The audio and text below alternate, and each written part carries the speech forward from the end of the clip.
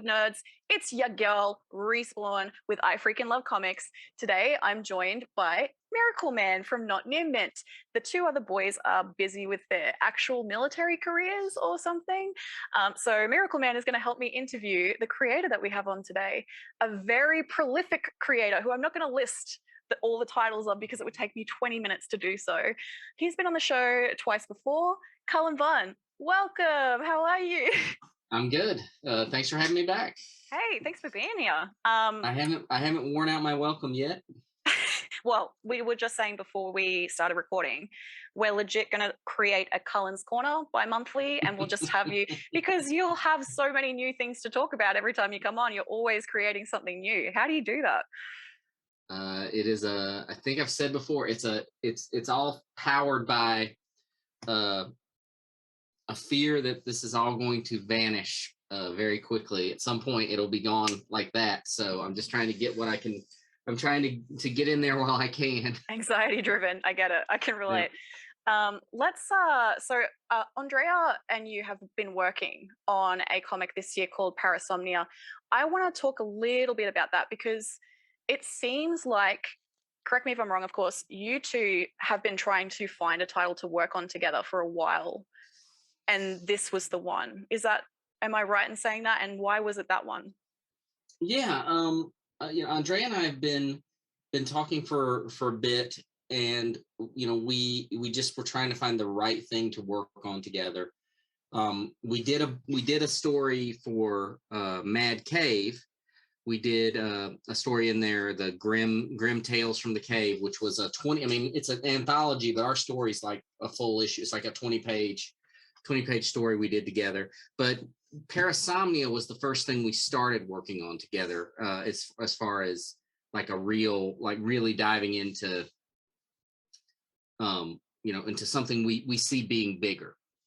And it was going back and forth about what kind of things we really wanted to invest some time and effort into, and the things Andrea really liked and wanted to draw and got excited about. And we came up with this idea for Parasomnia, and Andrea added his 2 cents in. I could tell he was excited about it, and we just went from there.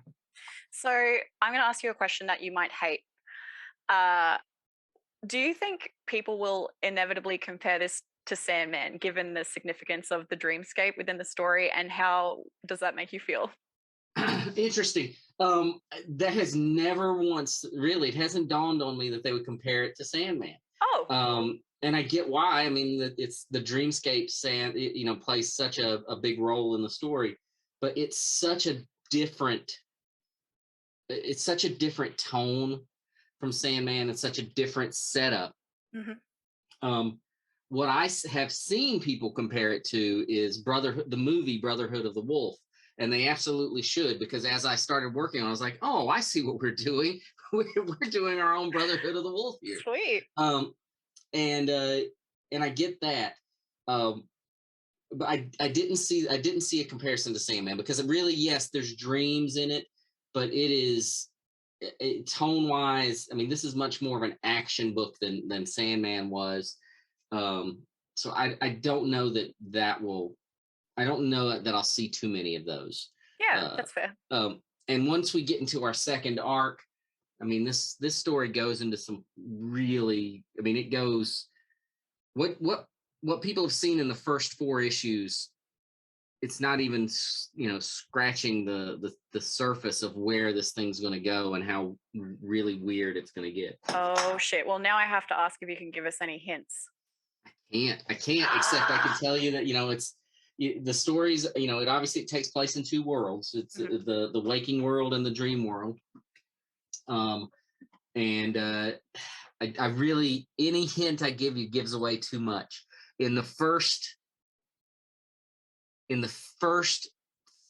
2 pages of the next issue, everything is different. Everything changes. It's so everyone's going to have to buy it. We game change right off the bat at the beginning of the next issue. So what made you go that route? Was that always the plan, or did you just feel like doing something completely off the rails? No, it was always the plan that we were gonna do something really different with it. We didn't know initially if it was going to be, Dark Horse likes doing these series of miniseries. And we weren't sure if it was going to be an ongoing or if it was going to be the series of miniseries. And then when we found out that's what it was, I was like, okay, when we launch the next series, I really want to put uh, a real fine point on the fact that this is a different kind of book. Amazing. And do you feel like confident to tackle that now at this point in your career? Like, how many titles do you think you've actually produced at this point? It's got to be. I have, yeah, I don't know. I mean, hundreds and hundreds of single issues, Yeah. and hundreds. So I mean, a lot. Yeah. It's a different kind of book. Every book presents its own set of challenges, and Parasomnia definitely has some. It's a different style of book, and telling it in the mini series presents some unique challenges to this, but uh our plan has always been to do. I think when we're all said and done, there will be at least 5 or 6 of these miniseries. Once assuming the book continues to sell well enough to warrant that. But yeah, I think there'll be at least 5 or 6 of those miniseries when we're all said and done. I'd imagine it will keep selling I mean, obviously your name is a draw card, but Andrea's art is out of this world. Like, one of the, I think Miracle Man's got a cover there that we can show off. Miracle Man, sorry, did you have any questions around Parasomnia before I let you dive into some of the No, other stuff? that. I think you hit Look at it everything that I there. was going to ask. Oh, It's a it's great cover, though. gorgeous. It is Yeah. beautiful. Yeah, what's funny is I love those covers because it's a flip of the real world and the dream world. I have signed so many of them upside down though, because the book, I mean, there is a right side up to the book, but I've signed them all upside down. I don't know why I continue to sign it upside down. Is that because you're doing it in Australia, or maybe? And then I think Andrea is going to have a lot of cool things to play with that format of the cover going into the next For sure. next art. Well, before Great. I hand it over to Miracle, let me just ask, what's Andrea like to work with? Oh, he's a blast to work with. One, just on a level of craftsmanship. For the kind of art he produces, which is gorgeous, we can all agree. He's so fast. He's like a lightning bolt. He's hard to keep up with sometimes, and I'm the guy that should be hard to keep up with. And he is difficult to keep up with. That's a compliment. I mean, he is for that level of quality. I mean, he's just a workhorse. But Okay, so then on a personal level, he's also the sweetest guy. I mean, he's an absolute sweetheart. He's fun to work with. He's a great collaborator in that we're always coming up with new ideas, and he'll send me concept sketches of weird things he'd like to see added into the series. And we're always pitching other series ideas out there. And then I say, man, I don't know how you can keep up with all the work you do. But then I remember, again, he's super fast. So no, he's great to work with. Oh, that's amazing. All right, well, let's ask some questions from Miracle Man. Miracle Man, you have a lot of books there from Cullen. Yes. What do you want? Yes, and I only grabbed a really small selection. I went through my CLZ and I said, what do I have from Cullen? I know I picked up a lot of his books over the years, and I realized the oldest book that I had from you was that I bought off this shelf because I picked up some slightly older things, was Lobo from the New 52 era. Yeah. Which I won't lie to you. At first, I did not realize that you had written that book. Well, I remember it. What year was that? That 2014. Yeah, that's probably right. That sounds good. Yeah. That sounds good. So can I ask? I was a big '90s fan of Lobo, so I picked up the series when it came out. Basically, he's an auto buy for me, that character. So I got to ask you, taking on a character that was maybe not so popular anymore, but was once like, one of the most popular characters in DC's stable. I mean, in the 90s, you couldn't go into an LCS without seeing a Lobo book. Right. What was it like reinventing that character for a new audience? It was an interesting time because I remember when the first issue of that Lobo run came out, I saw, and I don't look at reviews anymore of my books, positive or negative. I really usually don't look at reviews. Yeah. But I remember a review came out. It was a video review, and it was just a guy setting the book on fire and throwing it in the toilet. I think Cullen's told us this story before, but that is so funny. So that's how I remember. That's how I think fondly on that. That re-envisioning of At Lobo. least he paid for the book, I guess. Yeah, I guess he bought it. Nobody gave him a review copy. And the thing is, I was when DC asked me to do that book, they were very focused that they wanted it to be the new Lobo. Mm-hmm. And I even my initial pitch for that series when they said do a Lobo book with a new Lobo was new Lobo and the main man Lobo were like partners, and they were going across. They were brothers, and they were going across the universe solving crimes and looking for their dad or something. And I was really excited about that series. It's sort of this odd couple story. Yeah. And DC said, no, we want to replace old Lobo. We don't want him in there. So I said, well, how about the first 4 issues? It's this Lobo hunting main man Lobo, and we get to see him fighting. And they said, no. They said, can you kill Lobo in the first 2 pages of the book? And I was like, all right, fine. We'll kill old Lobo in the first 2 pages of the book. So it was just weird, because there's so many people that just love main man Lobo. Sure. I actually liked where I took that character and where I went with the new Lobo. He was moving more towards main man Lobo in a lot of ways, but I like the character. I see why diehard fans maybe didn't gravitate towards him as much, right. But a lot of people liked him. There's a lot of people out there who this is the only Lobo they've read. Sure. So and they like the character, and I think it's just difficult for some people to get past nobody ever thought that was it for main man Lobo, I would hope, but right. I guess that, whatever. Well, and I get that people get bent out of shape for. It's difficult to see a favorite character die, even though it's comic books, and they'll just come back eventually. I mean, for crying out loud, it took Barry Allen 30 years, but he came back, didn't he? Yeah, there's very little, there are very little. These characters are always going to revert to the evergreen version of the character. Of course, that's just the mandate. It's out there. So it was fun to write that character. I knew it was a series that wouldn't last in terms of, I knew it was going to be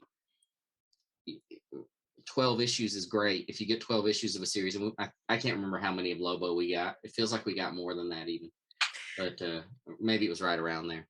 So there was a writer recently, sorry to interject, that said they would not write Spider-Man because Spider-Man fans sucked. I can't remember who the writer was. But I'm wondering if that ever crosses your mind in terms of like the weight of a character is so heavy that you're like, no, thank you. The fandom is too much. Like, would you ever write, if someone was like, hey, would you write Spider-Man? Would you just take anything? Is there something that you wouldn't touch? It's, in the early days, I would take whatever. It was just such a unique feeling for me to be offered to write these classic characters. I would have taken any of them. These days, if someone offered me a chance to write one of these big characters again, Spider-Man, yeah. I mean, I have a Spider-Man story. It's not what people are going to want. I don't think it's what readers are necessarily going to want. Is that the Spider-Man? young adult-ish one? I did do like a young, like a teen Spider-Man. Yeah. I think I've read that Spider-Man origin book. Yeah, that's right. Yep. But yeah, I would do something. I have a Spider-Man pitch out there for a new Web of Spider-Man series. But my big thing is I have to feel these days. I have to feel like it's a character I can bring something to. I want to make sure it's on brand. You know, what I do with the character is on brand, and it's something interesting that I can bring to the character, or something new that I can do with it. Is the reason I would take those characters. Those are my reasons for doing a book or not. It's never been a bad fandom, which that's never entered my mind as a reason. I mean, every superhero has a fandom built into it, and they have different things that they want from those characters. They have different opinions on those characters. True. And I've experienced it, and the good and the bad across the board, and I can appreciate it across the board for these, for the characters. If someone comes up to me at a convention or whatever and says, I really hate, and this has happened many times, I really hate what you did with this character. I hate what you did with Doctor Strange and Clea. I hate what you did with Lobo. I hate what you did with Aquaman. I hate what you did with Venom. I usually can get a kick out of it, and if the person's not a complete tool, I can have a good conversation about the things they did and didn't like, and why they didn't like them. Oh, that's pretty cool. It's not going to change anything for me usually, but it's not going to uncash that check. It's not. Yeah, I mean, the avalanche has started at that point. It's it's too late for Pebbles to get a vote. Sorry to interrupt you, Miracle Man. By the way, I know you wanted to ask. No, it's okay. Yeah, so I put up a couple of books here that I really loved of yours: Unholy Grail, Dark Ark, and one of my favorite books. I think of this one came out, I think 2015, was Masks 2. What a weird book to have as a favorite. I know. It was a great book, though. You have just summed up Miracle Man in a nutshell. Miracle Man, what's your favorite DCU movie? Birds of Prey. It's the best. It's the best one. You told me Suicide Squad last time. So his taste is unusual. But Suicide Squad and Birds of Prey are probably my tops. Yeah, but you're right. I did tell you Suicide Squad last time. But yeah, no, I love this. I'm a big fan of the old Nedor standard superheroes. Which from the Project Superpowers that they were incorporated. For those of you who don't know, this book had a lot of the pulp heroes that Dynamite's been publishing, as well as a lot of their Project Superpowers characters. And I just have to ask you, when you did this project, were they like, okay, here's the bucket of characters you're going to use, or did you have an option to pick and choose in any way? I had the option to pick and choose. What's weird is I can't remember that book. I'm so disappointed. I might ask you questions. I might have to ask you some questions about it. Because I remember first interview. I remember when I put it together, I did get to pick the team, and there was a big list of characters that we could pull from. And the key was they had to wear masks, right? They had to be masked characters for the most part. And I remember my initial pitch had Peter Cannon Thunderbolt in it. He's not in it, right? I thought actually Peter is either in the first or the second one. No, Peter's in this. Yeah, Peter is in the second one. Oh, that's right. We introduced. That's how I got him in there. That's how the whole book came together. They said, well, he's a modern character. How can you get him in there? And I said, well, let's do some weird time travel weirdness. Yeah. And then they have time travel, and we introduce. Let me see if I remember this. There's a new version of one of those, Miss Fury, right? Yep. We introduce a new Miss Fury, and it takes place in different time zones. It's all coming back to me. Hey! There you go. And I know it gets really weird because at some point Green Hornet turns into an actual hornet and is like a giant bug monster because of the threads of time. Just getting at some point when I was working on that book, I just realized they don't care what I'm doing with these characters. But that is probably what made it so fun. Because the Shadow at some point is like a cyborg robot. He's got like a robot body and it's just the Shadow's head on a robot. Because they don't care. Let's see. I really was at one point just writing stuff to see if they'd stop. If they just make me, if they say, no, you can't do this. You know, I'm not going to lie. Reading all, I believe this was 6 issues. Reading all 6 issues, you can definitely feel that, but it feels like it worked for the title.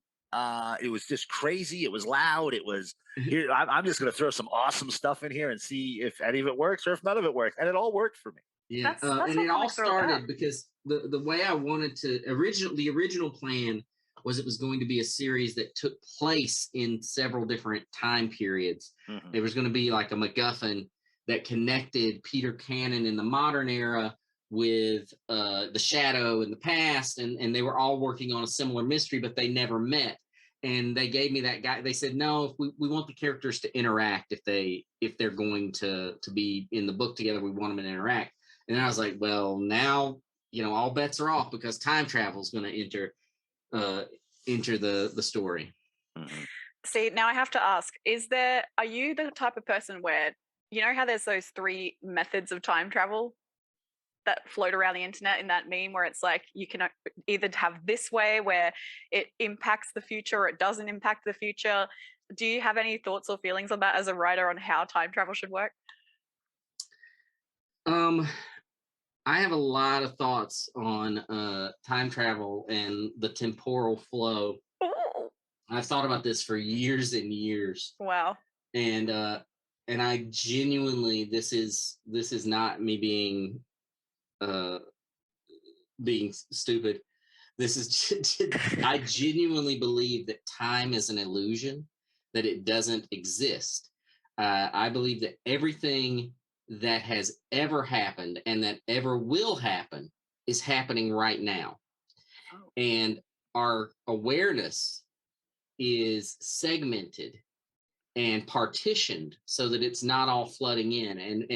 And these illusions of it, the illusion of what's happening right now is just our brain making our that sensory happen. Interpretation. Wow, yeah. That's a really fascinating concept. I believed that for a long time. My dad was a hypnotist, and he would he did that professionally for many years. And, to like help people quit smoking and stuff? Is that the kind of hypnotist we're talking about? He was more about he did do some of that, but he was more about performing on stage and making people do stupid stuff. Whoa! Did he ever hypnotize you? Not that I know of. I mean, who knows? I don't remember. And he used to do past life regressions where he would take people back and he'd say, you know, what were you doing 5 years ago? And they could tell them exactly in perfect detail what they were doing 5 years ago. Wow. And then what were you doing 10 years ago? And they could say in perfect detail, what were you doing 20 years ago? In perfect detail what they were doing. And they say, what were you doing 50 years before you were born? 100 years before you were born? 200 years before you were born? And they could, if there was a past life there, they could tell in perfect detail the things that they were doing. So does that mean not everyone has a past life?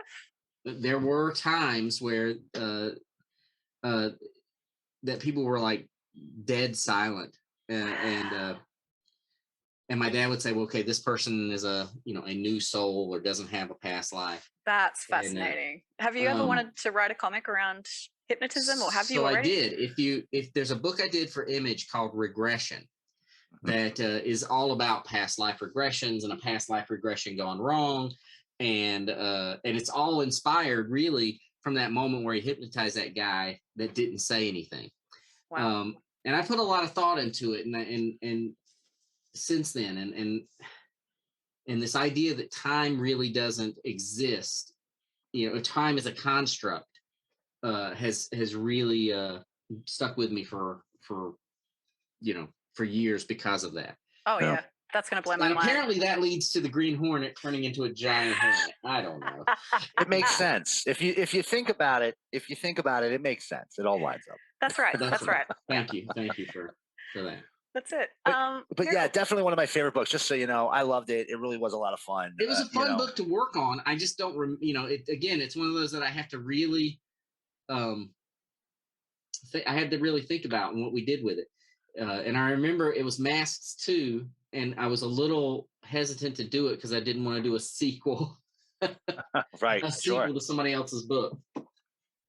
Sure. It was enjoyable though. I have read reviews, and I agree with you. Don't always read reviews because reviewers aren't always great. And it's all subjective. That's the thing. Like, Absolutely. yeah. Well, their reviews aren't written for me. There's the thing. I mean, Sure. It's if I were. I mean, and I don't really look at reviews for movies I go see or books I'm going to read. I don't do that. Same. But reviews aren't written for me.